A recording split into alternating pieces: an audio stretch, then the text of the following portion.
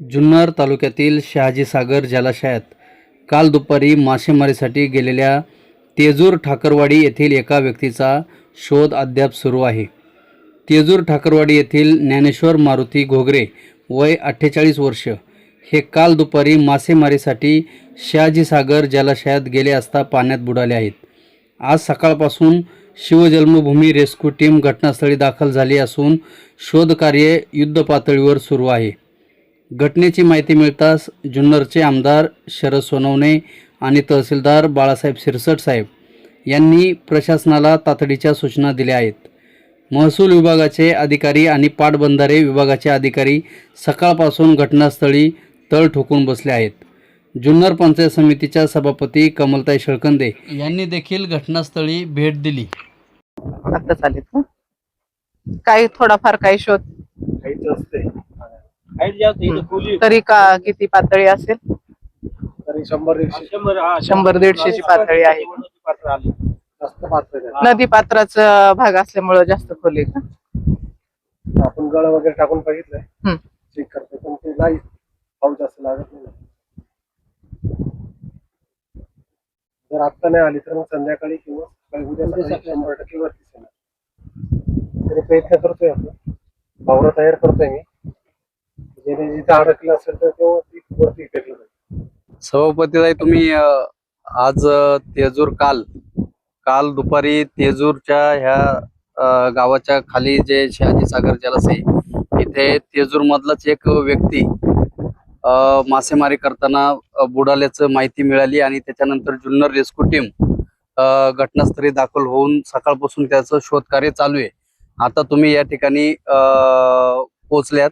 नक्की अशा वारंवार घटना तालुक्यामध्ये घडतायत. पाठीमागं तळेरानला सुद्धा लहान मुलं शेततळ्यामध्ये मोठ्या तलावामध्ये गेली. त्याच्या अगोदर सुद्धा तशाच घटना झाल्या. इथे सुद्धा ह्याच गावामध्ये 1-2 वर्षापूर्वी घटना झाली. शिवेच्या वाडीला सुद्धा मासेमारी करताना गेल्या वर्षी एका व्यक्तीचा मृत्यू झाला. अशा सगळ्या घटना तालुक्यामध्ये घडतायत. सभापती म्हणून तुम्ही कसं पाहताय?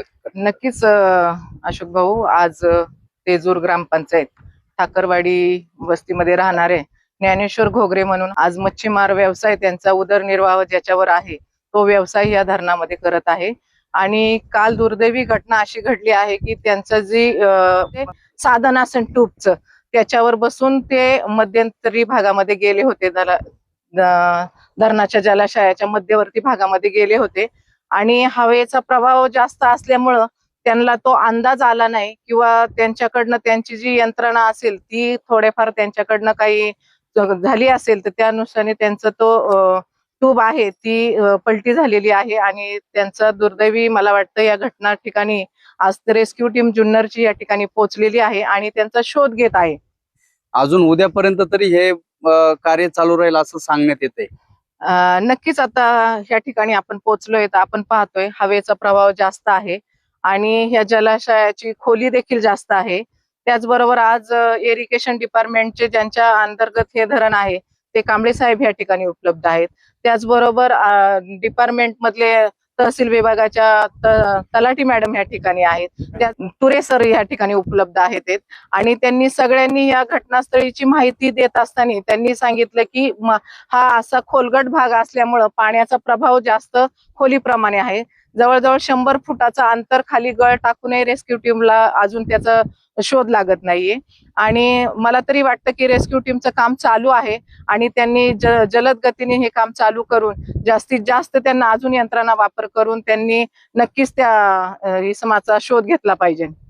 आपल्या जुन्नर तालुक्यामध्ये 5-5 धरणे आहेत आणि त्याच्यामुळं मासेमारी मोठ्या प्रमाणामध्ये होते. त्याच्यामध्ये ठाकर समाज हा मोठ्या प्रमाणामध्ये मासेमारी करताना आपल्याला, कारण उदरनिर्वाहाचं साधन मासेमारी हाच एक प्रमुख त्यांचा घटक आणि त्याच्यामुळे ह्या धरण क्षेत्रामध्ये ते मासेमारी करण्यासाठी येतात.